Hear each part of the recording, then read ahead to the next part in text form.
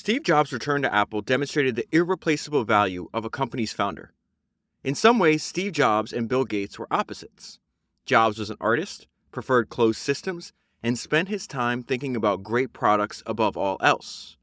Gates was a businessman, kept his products open, and wanted to run the world. But both pushed the companies they started to achievements that nobody else would have been able to match. A college dropout who walked around barefoot and refused to shower, Jobs was also the insider of his own personality cult. He could act charismatic or crazy. All this eccentricity backfired on him in 1985. Apple's board effectively kicked Jobs out of his own company when he clashed with the professional CEO brought in to provide adult supervision. Jobs' return to Apple 12 years later shows how the most important task in business, the creation of new value, cannot be reduced to a formula and applied by professionals. When he was hired as interim CEO of Apple in 1997, the impeccably credentialed executives who preceded him had steered the company nearly to bankruptcy. That year, Michael Dell famously said of Apple, "What would I do? I'd shut it down and give the money back to shareholders." Instead, Jobs introduced the iPod, then the iPhone, and then the iPad before he had to resign in 2011 because of poor health. By the following year, Apple was the single most valuable company in the world. Apple's value crucially depended on the singular vision of a particular person.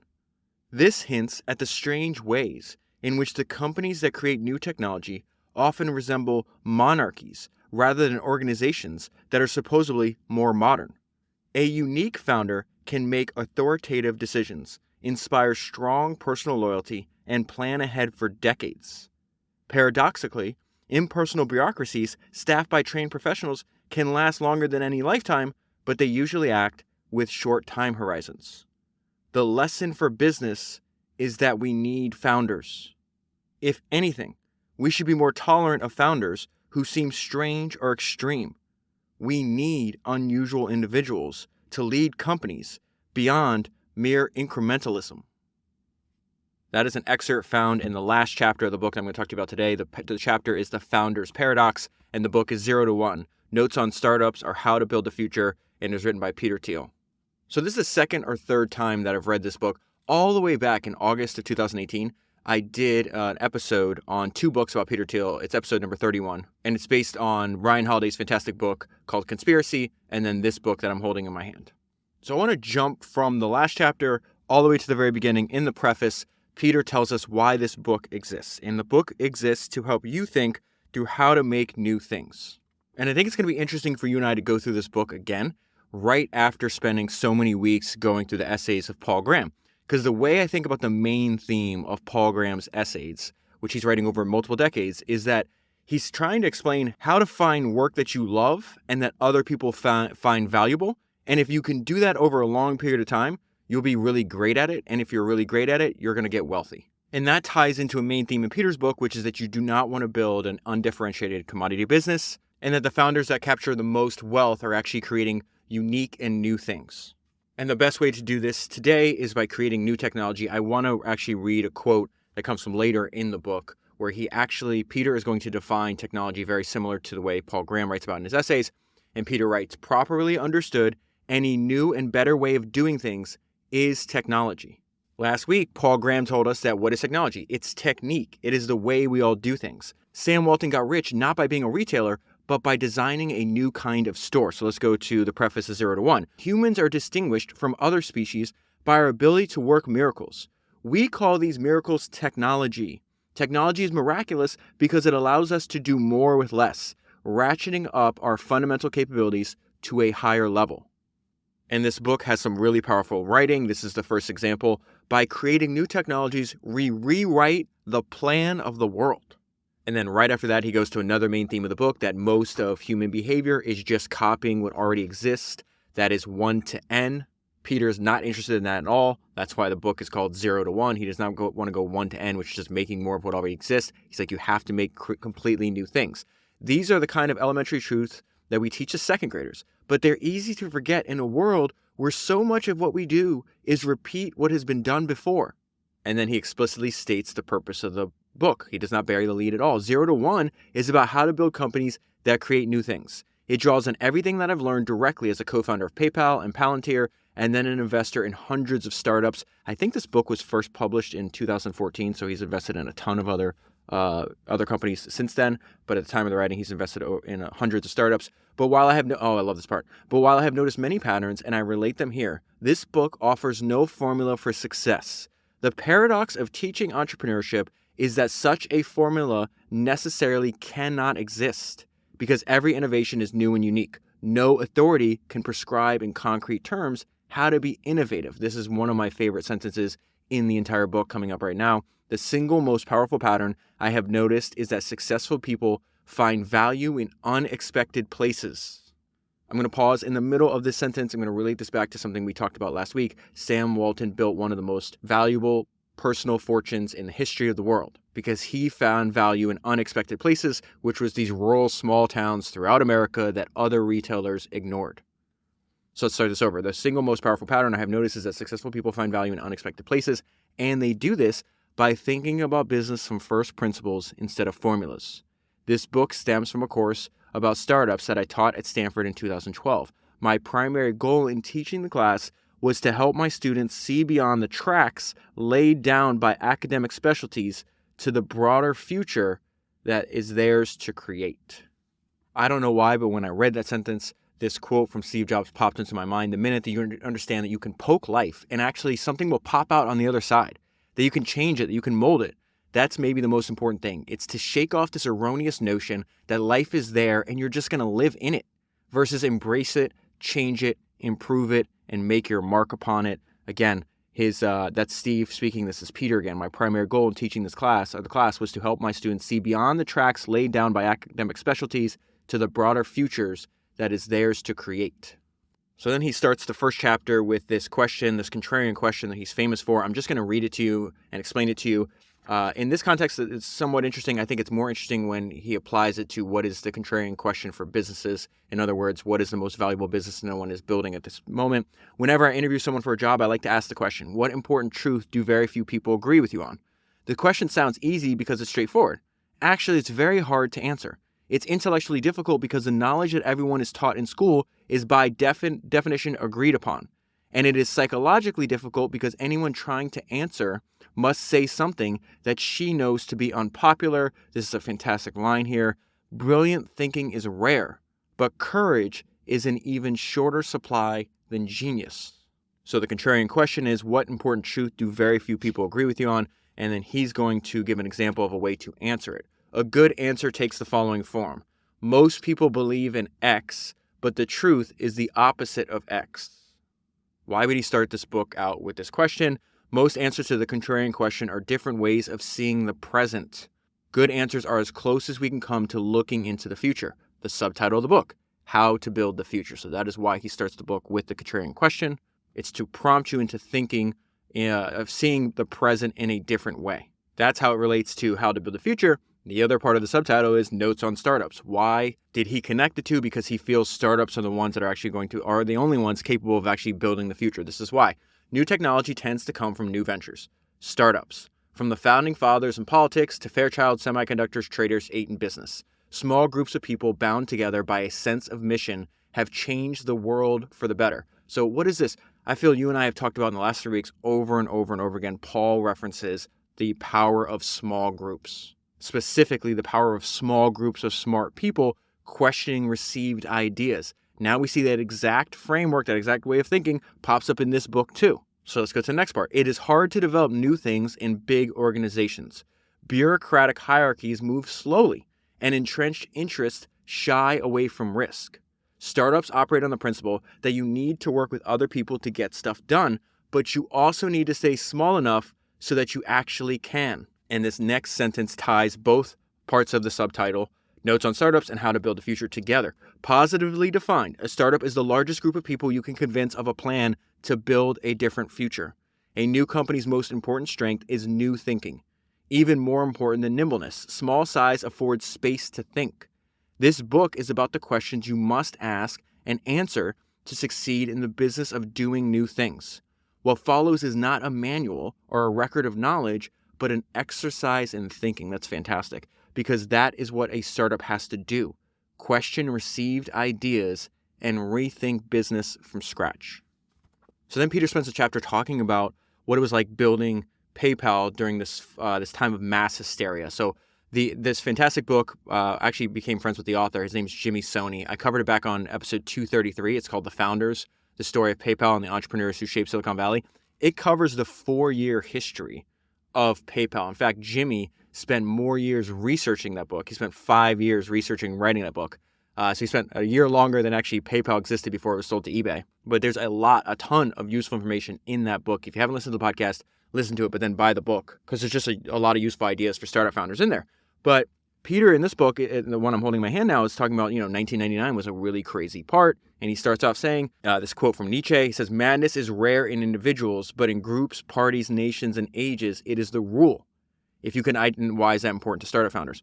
If you can identify a delusional popular belief, you can find what lies hidden behind it, the contrarian truth. Why is that important? He just told us in the last chapter that success is finding value in unexpected places. That value usually goes against the conventional thinking or the conventional beliefs of the time that you're operating in. And the weird thing is it's hard to tell while it's happening. He says conventional beliefs only ever come to appear arbitrary and wrong in retrospect. Whenever one collapses, so whenever a conventional belief collapses, we call the old belief a bubble. And so he was building PayPal during the first dot-com bubble from September 1998 to March 2000, and that's what he's going to talk about. And really, I don't know why. So he's describing like the crazy behavior that was taking place in Silicon Valley during this time. And I'm just going to read my note to you first, because I don't know why it popped in my mind, other than I guess he's describing things that have nothing to do with serving your customer. So I realized to myself, I was like, oh, an antidote to irrational mania, right? Which is, he's just quoting Nietzsche. He said, madness is rare in individuals, but in groups, parties, nations, and ages, it's the rule, right? So we're prone to it. I'm prone to it. You're probably prone to it. We're just humans. We're prone to this. It's like, what is the antidote to irrational mania? And it's asking yourself, how does this behavior that I'm doing for my company actually help the customer? None of the stuff that's going on in this chapter was helping the customer. And so a way to anchor yourself around, how is this helping my customer? It's really a way to act sane when everybody else is being crazy. So he says, when I was running PayPal in late 1999, I was scared out of my wits. Not because I didn't believe in our company, but because it seemed like everyone else in the valley was ready to believe anything at all. Everywhere I looked, people were starting and flipping companies with alarming casualness. And I love the fact that he used the word alarming casualness. One of my favorite things that John D. Rockefeller ever said, I read his autobiography, which he wrote as a much older man. I think he was like maybe 80 years old when he's writing it. It's episode 148. If you haven't listened to that, if you haven't read the book yet, you should read it, because you can read it in the weekend. But the podcast I also think is really good. But I love the way where Rockefeller lets his ego slip when he's writing the book, because he's talking about he was working for these two partners. This is before he started his own company. And he just thought they were really sloppy. And he says their casual way of conducting affairs did not appeal to me. And you get the sense in his writing that he was disgusted by their sloppiness. And then he never states this, but I kind of read through the lines. It's like, oh, no wonder these guys wind up going bankrupt. They deserve to be bankrupt. They were scrubs. But all these ideas are just embedded in this line of being disgusted by their casual way of conducting, essentially their casual way that they approach their business. And even, I think he was like 16, maybe 17. I forgot how old he was when he's working there, maybe 18. But even that, he's just saying that just this casual way of conducting affairs just did not appeal to me. And so we see that same terminology here. Everywhere I looked, people were starting and flipping companies with alarming casualness. And Peter continues, acting sanely began to seem eccentric. And so he's describing this environment, and then he describes when it pops. And he says on February 16, 2000, the Wall Street Journal ran a story lauding our viral growth and suggesting that PayPal was worth $500 million. And I think for experienced founders and investors, this next sentence, that you've seen the behavior like this in the past, for other people, they think, oh no, the world can't possibly work this way. And it does. And this is going to remind me of my favorite quote, one of my favorite quotes, I shouldn't say my favorite quote, from Naval Ravikant. And he says, my number one repeated learning in life, there are no adults. Everyone is making it up as they go along. Figure it out for yourself and do it. Why is this tied to what Peter's talking about in the book? Because he's like, well, this Wall Street Journal comes out on February 6th. This article on my company, PayPal, comes out February 16th, 2000. Says, look how fast these guys are growing. It suggests that PayPal was worth $500 million, right? The journalist writing that just took a number out of thin air. Why does that matter, right? Because this very next sentence will blow your mind. When we raised $100 million the next month, our lead investor took the journal's back of the envelope valuation as authoritative. What the hell? Other investors, we're kind of coming through a period a little bit very similar to this. At least that's the opinion of this legendary investor named Bill Gurley. He was in this industry, working in the industry. I saw him reply back to somebody. Somebody asked, for people who were there, does this feel, meaning the time that we're in right now, does this feel like the dot-com bust level unwinding yet? And his simple answer was yes. And so Peter's going to describe more of what was taking place at this time. Other investors were in even more of a hurry. A South Korean firm wired us $5 million without first negotiating a deal or signing any documents. When I tried to return the money, they wouldn't even tell me where to send it. And so Peter says this time was crazy, but the problem is the people that lived through this actually learned the incorrect lessons. So there's going to be, he essentially has 4 opposite principles for entrepreneurs. First, he's going to describe what is the normal reaction to the dot-com bust, and then his reaction, which is almost completely opposite. He says the entrepreneurs who stuck with Silicon Valley learned 4 big lessons from the dot-com crash that are still guiding business thinking today. So I'm going to tell you just 1 or 2 sentences from the description because this goes on for a few pages. I'm not going to read the whole thing. It's actually 2 pages, but number 1, make incremental advances. Small incremental steps are the only safe path forward. So he's describing what he feels is a conventional lesson taken from the dot-com bust, and then he's going to describe the opposite, what the lessons he took that are almost completely opposite. So that's number 1, make incremental advances. Number 2, stay lean and flexible. All companies must be lean, which is code for unplanned. Planning is arrogant and inflexible. Number 3, improve on the competition. Do not try to create a new market prematurely. Number 4, focus on product, not sales. Technology is primarily about product development, not distribution. This is one of my favorite things of the book is the fact that he repeats that over and over again, that sales and distribution are just as important as product. And so he says, these are the 4 things that most entrepreneurs learned from the dot-com crash. He's saying, well, actually the opposite principles are probably more correct. And so this is Peter's 4 opposite principles for entrepreneurs. Number 1, it is better to risk boldness than triviality. Number 2, a bad plan is better than no plan. Number 3, competitive markets destroy profits. Main theme of the book, do not build an undifferentiated commodity business. He does a great job of describing in this book how power laws rule everything around us. I'll get there in a second, but that's what he's talking about there. Competitive markets destroy profits. Number 4, sales matters just as much as product. And then again, he explicitly tells us why he's writing this. To build the next generation of companies, we must abandon the dogmas created after the crash. That doesn't mean that opposite ideas are automatically true. You can't escape the madness of crowds by dogmatically rejecting them. Instead, this is my favorite part of the contrarian question. Instead, ask yourself, how much of what you know about business is shaped by mistaken reactions to past mistakes? The most contrarian thing of all is not to oppose the crowd, but to think for yourself. That is a main theme that you and I have talked about over and over again. None of this works for entrepreneurs and investors if you cannot trust your own judgment. If you cannot trust your own judgment, you have to go work for somebody else. The business now we get to the part that I was referencing earlier that I said is my favorite part about the contrarian question. The business version of our contrarian question is, what valuable company is nobody building? This question is harder than it looks because your company could create a lot of value without becoming valuable itself. Creating value is not enough. You also need to capture some of the value you create. And so now we get to one of his main themes is that you should aim for monopoly. But he says, by monopoly, we mean the kind of company that's so good at what it does that no other firm can offer a close substitute. So he started the chapter on the previous page comparing like the market cap and profit performance of all the airlines compared with Google. So like, there's only one Google, therefore it can capture a lot more of the value that it creates, where all the airlines, the planes may look different, but they kind of do the same thing. They all do the same thing. They're just transporting you from point A to point B. And so his point is that you want to avoid competition. The way you avoid competition is by aiming for monopoly. And this is one of the punchlines. The airlines compete with each other, but Google stands alone. So again, by monopoly, we mean the kind of company that's so good at what it does that no other firm can offer a close substitute. The lesson for entrepreneurs is clear. If you want to create and capture lasting value, do not build an undifferentiated commodity business. And so he references this is exactly what they did at PayPal. He said in 2001, my coworkers in PayPal and I would often get lunch on Castro Street in Mountain View. We had our pick of restaurants, starting with the obvious categories. He's going to list a bunch of categories. But even if, there's a dozen options to choose from. So he says, in contrast to the competitive local restaurant market, PayPal was at the time the only email-based payments company in the world. We employed fewer people than all the restaurants did, but our business was much more valuable than all of those restaurants combined. And then this is just an absolutely fantastic line that ties back to the very beginning of the book, on the very first page of the book. The note is, this book exists to help you think through how to make new things. Why is that important?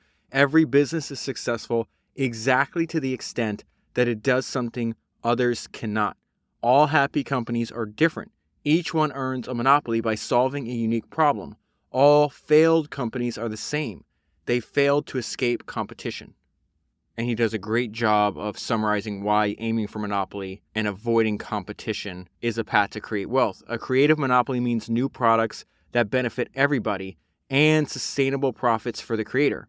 Competition means no profit for anybody, referencing what he just wrote about over several paragraphs with the American airline industry. So competition means no profits for anybody, no meaningful differentiation, and a struggle for survival. Then I want to skip ahead to his thoughts on the importance of durability. This is Charlie Munger's obviously a personal hero of mine. I think it was his son in Poor Charlie's Almanac. In the book Poor Charlie's Almanac says that durability has always been a first-rate virtue in his dad's eyes. So in Charlie Munger's eyes, he thought durability was always a first-rate virtue. For Peter Thiel, Peter's like, well, listen, technology companies usually follow the opposite trajectory. So he was talking about the fact that like a popular nightclub or a popular restaurant in your city, successful ones are going to collect very healthy profits today. But usually their cash flows dwindle over the next few years or a decade from now because customers tend to move on to like the newer, trendier alternative. And so Peter's point is, well, technology companies follow the opposite trajectory, that most of the value is happening a decade, 2 decades from now. And so that is why he prioritizes durability. He says technology companies follow the opposite trajectory. They often lose money for the first few years. Most of a tech company's value will come at least 10 to 15 years in the future. And so then he continues, the overwhelming importance of future profits is counterintuitive even in Silicon Valley. For a company to be valuable, it must grow and endure. So he actually italicized those words, and endure. It must grow. I think a lot of people have been focused on the grow part and not on the enduring part, right?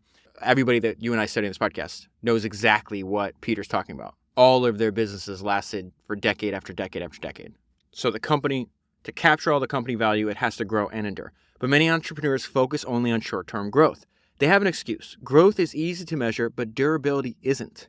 Those who succumb to measurement mania obsess over weekly active users, monthly revenue targets, and quarterly earnings. However, you can hit those numbers and still overlook deeper, harder to measure problems that threaten the durability of your business.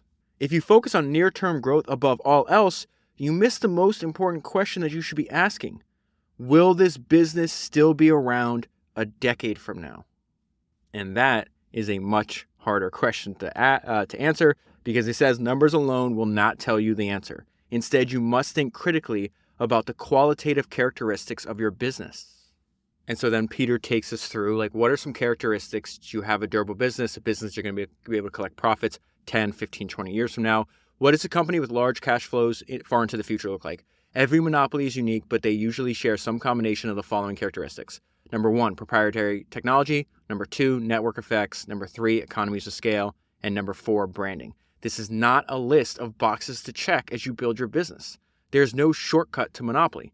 However, analyzing your business according to these characteristics can help you think about how to make it durable. So I'm just going to pull out a couple of the highlights. He goes into this. If you have the book, or obviously, I think everybody should have this book. Every founder should have this book. You could read it in 2 or 3 days easily. This is in the last mover advantage chapter. So number 1, proprietary technology. Proprietary technology is the most substantive advantage a company can have because it makes your product difficult or impossible to replicate. His example is Google's search algorithms. Number 2, network effects. So he's going to talk about Facebook there, but this is the way to define network effects makes a product more useful as more people use it. Number 3, economies of scale. A monopoly business gets stronger as it gets bigger. The fixed cost of creating a product can be spread out over ever greater quantities of sales. Software startups can enjoy especially dramatic economies of scale because the marginal cost of producing another copy of the product is close to zero. This is going to sound real familiar because that idea is in Paul Graham's essays over and over again. I'm sure I've talked about it in most of the last few episodes. He says a core group of talented people can provide something of value to millions of separate clients. And then number 4, branding, which is also, I've heard Peter talk about, he did a bunch of like podcast interviews when he was promoting this book a long time ago. And he says this is something that the one area that he understands the least, and that's branding. Creating a strong brand is a powerful way to claim a monopoly. Today's strongest tech brand is Apple. This is very fascinating, right? He's writing these words, in 2012 was the class, 2014 the book is published, almost a decade later, today's strongest tech brand is still Apple. Then he goes into the very beginning of building a monopoly. This is going to be, again, echoing the ideas that were in Paul Graham's essay. In his essays, Paul Graham kept quoting this guy named Paul Bouchette, I think is his name.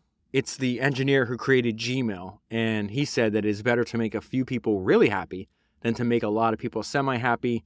So Peter says every startup should start with a very small market. Small does not mean non-existent.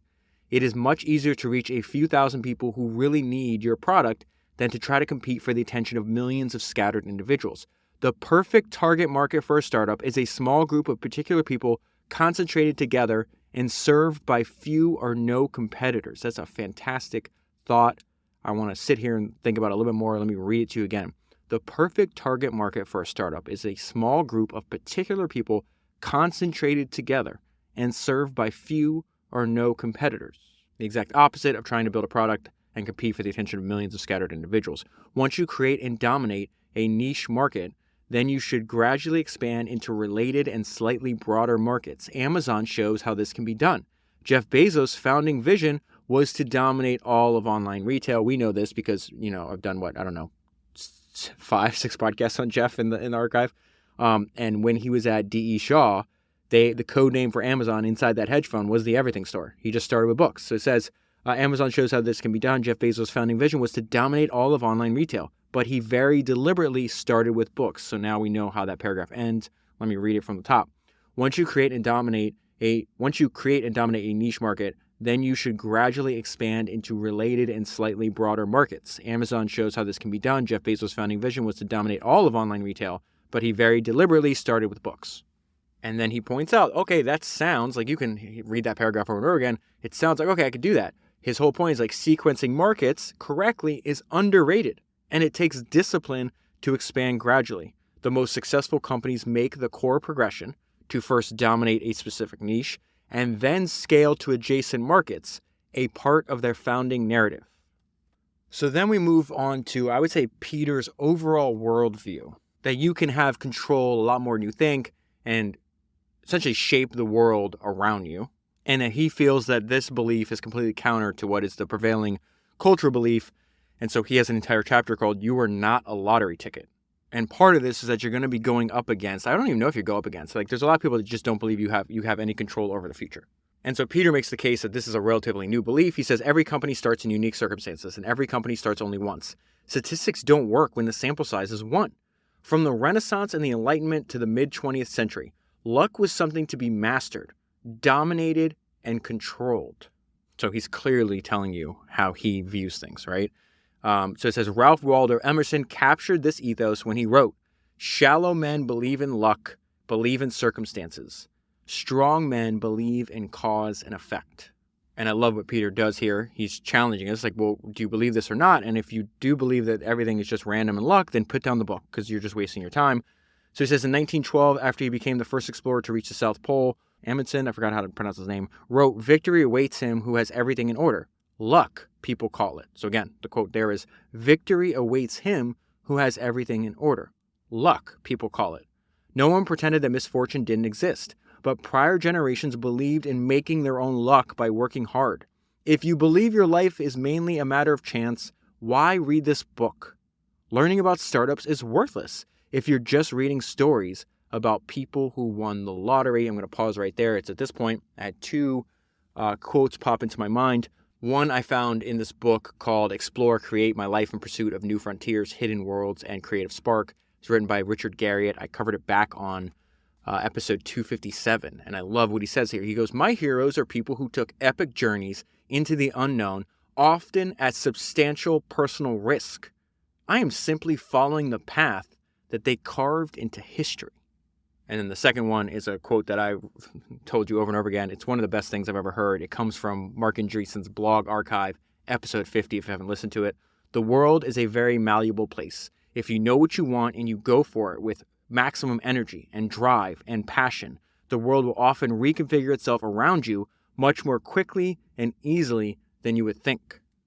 So let's go back to Amundsen's quote, "Victory awaits him who has everything in order." And this is why it's so important to check, like to take a minute. It's like, what do I actually believe? If you treat the future as something definitive, it makes sense to understand it in advance and to work to shape it. But if you expect an indefinite future ruled by randomness, you'll give up trying to master it. And then something Peter does great is he'll set up the idea. First, he'll compare like how this is how most people think. Then he'll set up he gives you a hint that this is the way I think. Then he tells why is that important? Why is it important to have a definitive outlook on the future? And he says a definitive view, and he's going to tell us. And this is important to entrepreneurs, and something you and I have seen over and over again in the history of entrepreneurship that is very different from what most people's advice is. They tell you that they kind of worship at the altar of diversification. And you'll find many of history's greatest entrepreneurs, Warren Buffett, Charlie Munger, Edwin Land, Steve Jobs, over and over again, they reject diversification and they go all in. And the way to think about it is they're striving to be great at something substantive. And this is how Peter thinks about it. A definitive view favors firm convictions. Instead of pursuing many-sided mediocrity and calling it well-roundedness, he is not playing. Instead of pursuing many-sided mediocrity and calling it well-roundedness, a definitive person determines the one best thing to do and then does it. Instead of working tirelessly to make herself indistinguishable, she strives to be great at something substantive, to be a monopoly of one. A definitive person determines the one best thing to do and then does it. They do not pursue many-sided mediocrity. And then I just referenced Steve Jobs. That was no accident because Peter starts to end this chapter on how Steve rejected this idea that you're a lottery ticket and that you can actually pursue a big goal over multiple decades. So he says the most important lesson to learn from Steve Jobs has nothing to do with aesthetics. The greatest thing Jobs designed was his business. Apple imagined and executed definitive multi-year plans to create new products and distribute them effectively. Forget minimum viable products. Ever since he started Apple in 1976, Jobs saw that you can change the world through careful planning, not by listening to focus groups or by copying other people's successes. This is such a great line here. Long-term planning is often undervalued by our indefinite short-term world. And then he tells a great story to round out this chapter. He's the first outside money into Facebook, and he was on their board when they got that $1 billion offer in 2006. And he tells the story of why Mark Zuckerberg completely dismissed even the thought of taking the money at that point. The power of planning explains the difficulty of valuing private companies. When a big company makes an offer to acquire a successful startup, it almost always offers too much or too little. And he says you should only sell if you don't have a concrete vision for the company. Founders only sell when they have no more concrete visions for the company. Definitive founders with robust plans don't sell, which means the offer wasn't high enough. Well, that's interesting that he says that, which means the offer wasn't high enough. But is there always a price? Like for Steve Jobs, there's no price, right? I think if you read a bunch about him and study him, it's like you could offer him $10 trillion for Apple. He's just not interested. He doesn't care. I mean, I'm not saying he doesn't care about the money, but he's not doing it for the money. I don't think there's any price that he would have, if you say, what's the price that you don't get to work on this anymore? I don't think there's actually any price there. So, but he says, when Yahoo offered to buy Facebook for $1 billion in July 2006, I thought we should at least consider it. But Mark Zuckerberg walked into the board meeting and announced, okay, guys, this is just a formality. It shouldn't take more than 10 minutes. We're obviously not going to sell here. Mark saw where he could take the company, and Yahoo didn't. A business with a good definitive plan will always be underrated in a world where people see the future as random. See what he did there? This is nearly 20 pages later at the beginning, from the beginning of the chapter, and he just ties all these ideas together. And the great thing about this book, too, is you don't have to necessarily read it in sequential order. You can just pick up and read a chapter at a time, which I actually think is a better use. After you read it once all the way through, just keep it out and kind of use it as a reference. Because I think just picking up basically, I'm talking to myself here. Is like, hey, I should really like to get this idea in my brain. Reread this chapter from time to time. The "You Are Not a Lottery Ticket" chapter. And then I just got to read one more thing from this chapter. It's the last paragraph. It's absolutely fantastic. A startup is the largest endeavor over which you can have definitive mastery. Definitive mastery. You can have agency not just over your own life, but over a small and important part of the world. It begins by rejecting the unjust tyranny of chance. You are not a lottery ticket. Then he has an entire chapter on the fact that we don't live in a normal world. We live under a power law, or why do just a handful of businesses generate all the profits? And a way to think about this is that small minorities often achieve disproportionate results. So he says this extraordinary stark pattern doesn't just apply to business, in which a small few radically outstrip all rivals surrounds us everywhere in the natural and social world. The most destructive earthquakes are many times more powerful than all other smaller earthquakes combined. The biggest cities dwarf all mere towns put together, and monopoly businesses capture more value than millions of undifferentiated competitors. The power law, so named because exponential equations describe severely unequal distributions, is the law of the universe. It defines our surroundings so completely that we don't even see it. This chapter shows how the power law becomes visible when you follow the money. We do not live in a normal world. We live under a power law. And so then he talks about his business, which is being a venture capitalist. He's like, the whole point is like power laws dominate venture capital, and even most venture capitalists don't understand that. And then he goes into the power laws dominate not only the entire industry, but individual funds as well. The big question is when this takeoff will happen. For most funds, the answer is never. Most startups fail, and most venture funds fail with them. Every VC knows that his task is to find the companies that will succeed. However, even seasoned investors understand this phenomenon only superficially. They know companies are different, but they underestimate the degree of difference. And he goes back into this theme about this anti-diversification. Venture returns do not follow a normal distribution. They follow a power law. A small handful of companies radically outperform all others. If you focus on diversification instead of single-minded pursuit of the very few companies that can become overwhelmingly valuable, you'll miss those rare companies in the first place. And then he just got a great sentence about this. Power law distributions are so big that they hide in plain sight. And then he goes into why is understanding the power law important for founders. This is going to be very similar to, again, reference, I want to tie this all together to Paul Graham's essays as well, where he talks about, says, listen, Larry Page and Sergey Brin, the founders of Google, are wealthy because they were the first investors in Google. They didn't invest with their money, they invested with their time and their energy and their skill set. The power law is not just important to investors. It's important to everybody because everybody is an investor. An entrepreneur makes a major investment just by spending her time working on a startup. Therefore, every entrepreneur must think about whether her company is going to succeed and become valuable. Every individual is unavoidably an investor too.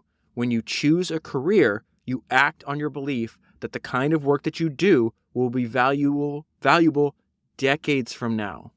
See what he did there? He tied this idea from a previous chapter. Again, these all tie together, right? A couple chapters ago, one of my favorite sentences in the book about the importance of durability, making sure that you're building a durable company, right? If you focus on near-term growth above all else, now I'm quoting from a previous chapter, you miss the most important question you should be asking. Will this business still be around a decade from now? Back to this chapter. When you choose a career, you act on your belief that the kind of work you do will be valuable decades from now. That is so important. Every decision I try to make, it's like, I just want to make sure I don't mess up a good thing. Because I know most people making podcasts are not going to be around a decade from now. I don't have to be the best. I don't have to be the smartest. I don't have to be the most talented. I just have to outlast you. And there's no fucking way I'm quitting. And so I just love that idea. Let's see who's going to be around a decade from now. When you choose a career, you act on your belief that the kind of work you do will be valuable for decades from now. An entrepreneur cannot diversify herself. You should focus relentlessly on something you're good at doing. I love that he says that. But before that, you must think hard about whether it'll be valuable in the future. And then he ties us back into the fact that we live under a power law, so you must understand it if you're going to succeed. If you do start your own company, you must remember the power law to operate it well. The most important things are singular. One market will probably be better than all others. One distribution strategy usually dominates all others too. You cannot trust a world, which is he's describing, again, this is what he believes. Now he's going to compare and contrast it with what most humans on the planet believe, right? It's completely different. You cannot trust a world that denies the power law to accurately frame your decisions for you. So what's most important is rarely obvious. It might even be a secret. And so then he goes right into the next chapter, which is titled Secrets. Secrets give you an edge. That is his main theme in this chapter. It's something, it's really important. The idea of edge, anytime I see the word edge now, I automatically think Ed Thorpe, who I'm trying to, is my personal blueprint. Covered him on episode 222 if you don't know what I'm talking about. But he's writing that book. I think he's probably 80. He's definitely in his 80s when he's writing his, maybe 80, when he's writing his autobiography. And he talks about, he's like, listen, I've had 50-year experience as a money manager. He's like, listen, I believe that the surest way to get rich is to only play games or make investments where I have an edge. Secrets give you an edge. Let's go to Peter. Every one of today's most famous and familiar ideas was once unknown and unsuspected. A conventional truth can be important. It's essential to learn elementary mathematics after all, but it does not give you an edge. It is not a secret. And so using contrarian thinking is how you uncover secrets. Contrarian thinking does not make any sense, though, unless the world still has secrets left to give up. Recall the business version of our contrarian question. What valuable company is nobody building? Every correct answer is necessarily a secret. Something important and unknown. Something hard to do, but doable. If there are many secrets left in the world, there are probably many world-changing companies yet to be started. So if you think about what he's saying there in that paragraph, how do you spot opportunity? You ask yourself, what valuable company is nobody building? And there's just a few sentences later on in the chapter that made me think of when Paul Graham writes in the essay, Schlep Blindness, talks about problems that are so difficult that people, they're hiding in plain sight. He uses Stripe as an example. It's like how many, tons of developers knew it was a pain in the ass to accept a credit card online, and yet they'd build recipe aggregator websites or whatever. Because it's just so tough. It's like hiding. I just can't even think that it's even possible. And so Peter says, if you think something hard is impossible, you'll never even start trying to achieve it. Same idea.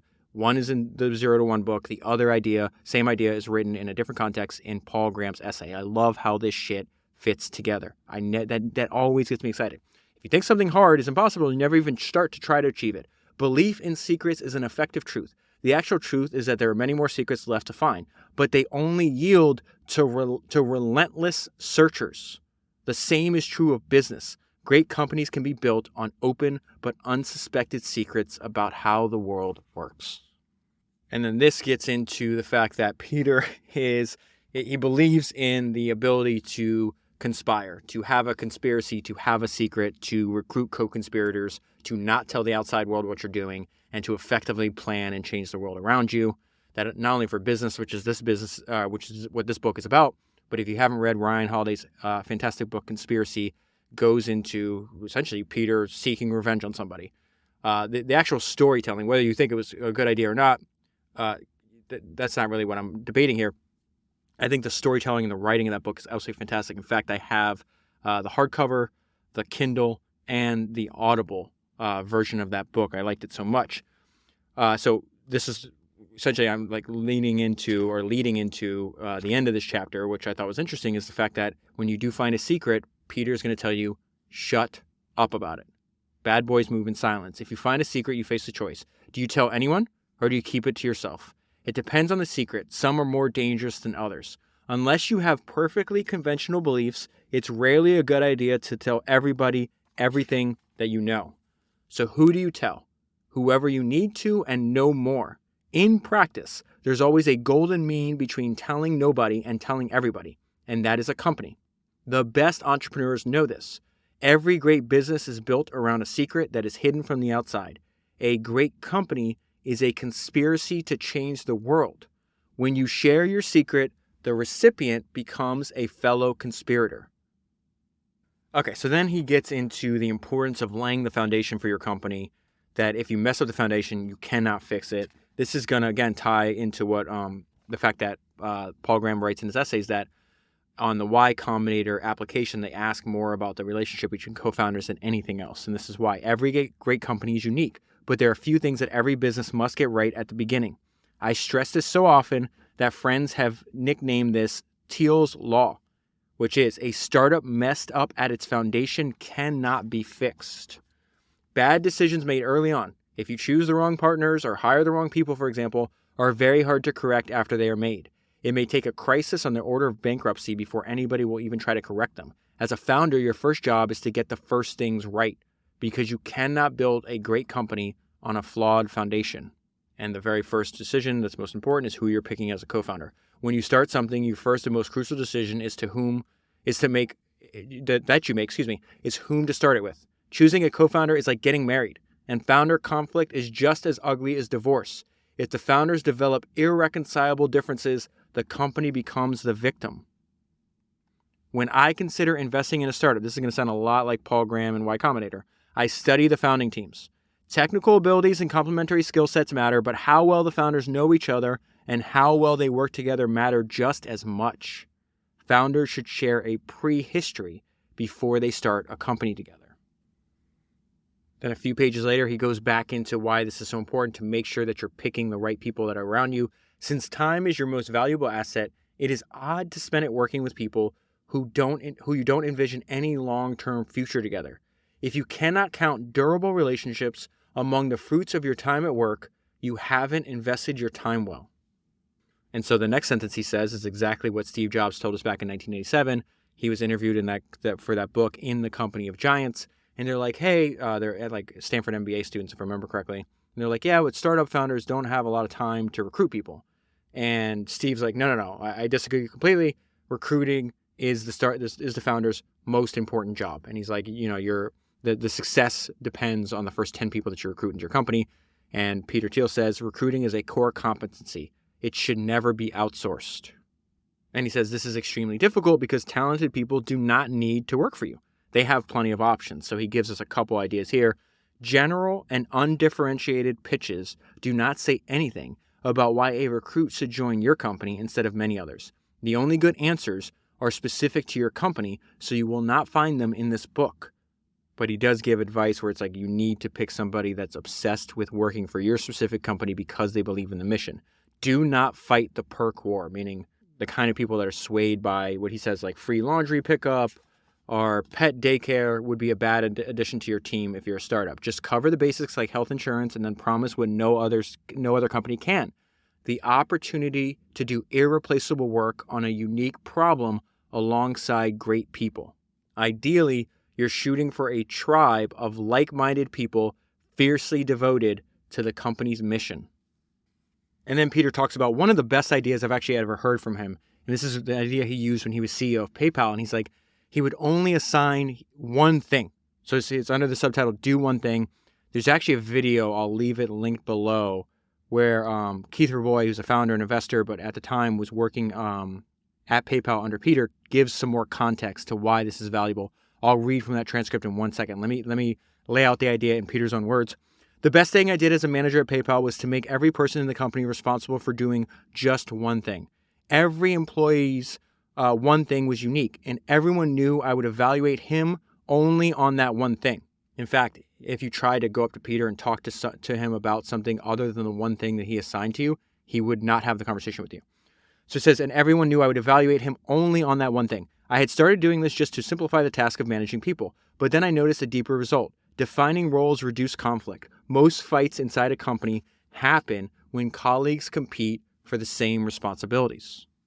And so there's a video I'll leave below. It's called Insist on Focus. It's like 3 minutes long, and I'm just going to read from the transcript real quick, which is Keith Rabois describing why Peter Thiel's Do One Thing and only talking to them about one thing was actually such a successful strategy. He says the reason this was such a successful strategy is that most people, perhaps all people, tend to substitute from A+ problems that are very difficult to solve B+ problems, which you know a solution to, or you at least are on a path to solve. He says, let's say you have a checklist every morning. Imagine waking up. A lot of people write checklists of things they need to accomplish. Most people have an A+ problem, but they don't know the solution, so they procrastinate on that solution, and then they go down the checklist to a second or third initiative. And then they'll go and try to solve those problems to cross them off the list. The problem is, If your entire organization is always solving the second, third, or fourth most important thing, you never solve the first. And so Peter's technique of forcing people to only work on one thing meant everybody had to work on A-plus problems. And if every part of the organization once in a while can solve a problem that the rest of the world thinks is impossible, you wind up with an iconic company that the world's never seen before. And then let's go back to this chapter. We'll end it here. I love what he says.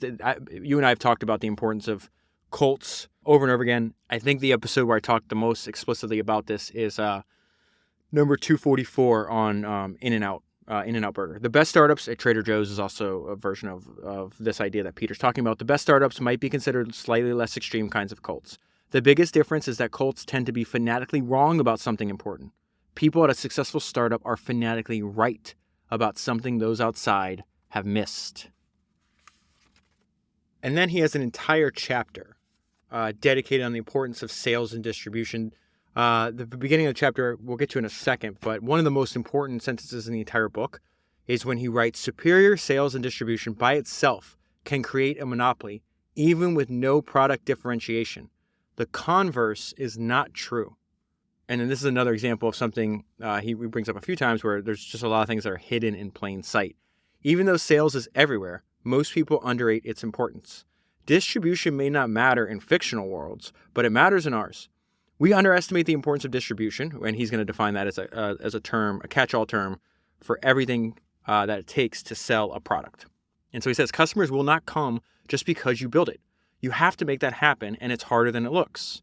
In Silicon Valley, nerds are skeptical of advertising, marketing, and sales because they seem superficial and irrational. But advertising matters because it works. It works on nerds and it works on you.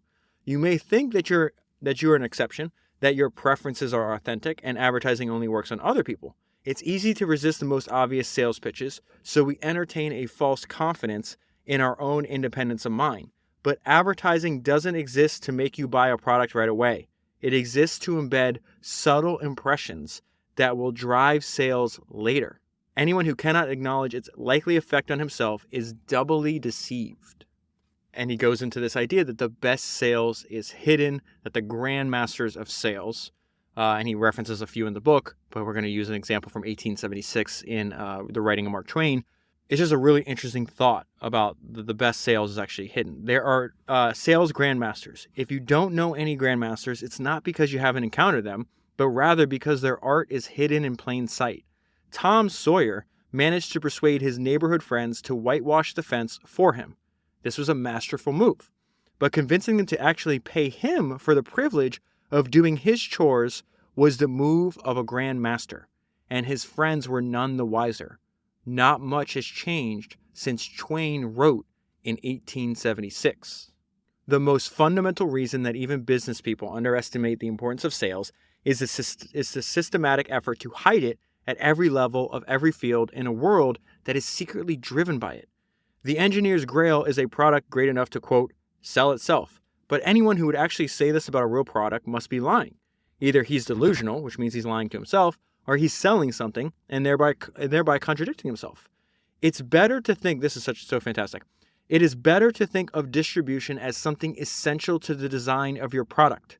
If you invented something new, but you hadn't invented an effective way to sell it, you have a bad business no matter how good the product.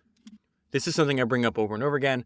There's this famous speech where Steve Jobs, it's on Steve Jobs' plan to return to Apple, or plan to turn around Apple.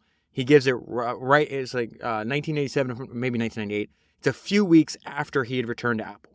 But what's so fascinating about that talk, which it's a really great talk to watch, is when you hear people describe it, they tend to focus on Steve's comments about going back and building great products, the fact that Apple's products suck at the time. He says, they have no sex in them is one line that's from the talk that's rather famous. But what they miss is the fact that he said, we're going to get back to great products, great marketing, and great distribution. It wouldn't have worked if it was just we're going to get back to great products. That's not what he said. And it's exactly what Peter's saying here. You need to think of distribution as something essential to the design of your product. If you've invented something new but haven't invented an effective way to sell it, you have a bad business no matter how good the product. So then he goes into what I feel is the most important sentence in this chapter that I've already read to you. Superior sales and distribution by itself can create a monopoly, even with no product differentiation. The converse is not true. No matter how strong your product, even if it easily fits into already established habits and anyone who tries it likes it immediately, you must still support it with a strong distribution plan. And then Peter says that distribution, like many things in life, will also follow under the power law. This is I'm going to read the entire paragraph. It's titled The Power Law of Distribution. One of these methods is likely to be far more powerful than every other for any given business. Distribution follows a power law of its own. This is counterintuitive for most entrepreneurs who assume that more is more. But the kitchen sink approach, employ a few salespeople, place some magazine ads, and try to add some kind of viral functionality to the product as an afterthought, does not work. Most businesses get zero distribution channels to work. Poor sales rather than bad product is the most common cause of failure. If you can get just one distribution channel to work, you have a great business. And then he ends with a main theme in the history of entrepreneurship. Everybody sells. Everything requires to be sold. Everybody sells. Everybody has a product to sell, no matter whether you're an employee, a founder, or an investor. And then I'll end on this parting advice. Our task today is to find singular ways to create new things that will make the future not just different, but better. The essential first step is to think for yourself. And that is where I'll leave it. For the full story, highly recommend buying the book. If you buy the book using the link that's in the show notes of your podcast player, you'll be supporting the podcast at the same time. If you want to use the same app that I use to store all the highlights and notes for the books that I read, I use this app called Readwise, and they will give you 60 days free to try it to see if you like it as much as I do. All you have to do is go to readwise.io/founders, and that link will also be in the show notes. That is 278 books down, 1,000 to go, and I'll talk to you again soon.